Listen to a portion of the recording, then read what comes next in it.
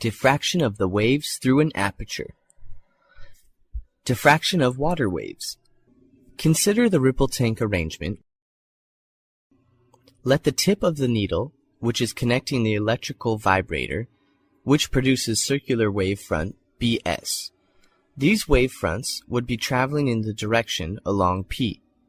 Let X and Y be the two vertical glass plates immersed in the tank, far away from the vibrating source, such that there is a gap between them. The plane wavefront MN formed would be incident in AB, where AB act as obstacles. Any opening, such as AB, is called an aperture.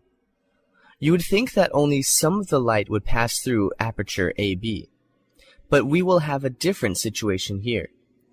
The circular wavefront which passes through the AB aperture results in a higher number of wavefronts, which are circular in nature and will be spread out in all directions.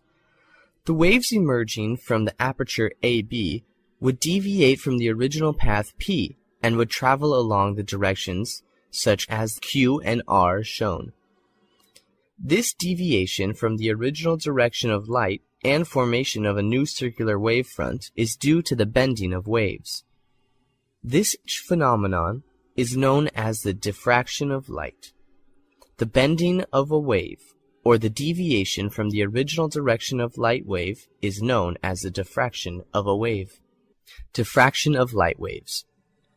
The wavelengths of the light waves are very similar to the wavelengths of the water waves, when compared with each other or when compared to the wavelengths of sound waves. Therefore, the diffraction of light requires small-sized obstacles for observation during the experimentation. The bending of light waves around an obstacle whose dimensions are comparable to the wavelength of the light, which is incident and hence spreading to a shadow, is called diffraction. Diffraction of waves as a straight edge. Water waves. This concept can be understood with a slight change in the obstacle which is placed in the ripple tank. Let us place half a meter scale in the ripple tank such that its length is in contact with the water surface, but width perpendicular to the surface. This type of obstacle is called a straight edge. Here, A is the tip of the vibrating needle and behaves as the source of the waves, which spread out and travel towards the scale BD. The waves spread out equally in all directions until they reach the straight edge BD. At this point, if there is no bending of the waves, the lower portion of the circular wave fronts should be cut off completely. Only the upper portion above the straight line should travel beyond the scale. But sometimes there are some weak waves which spread out into the lower region.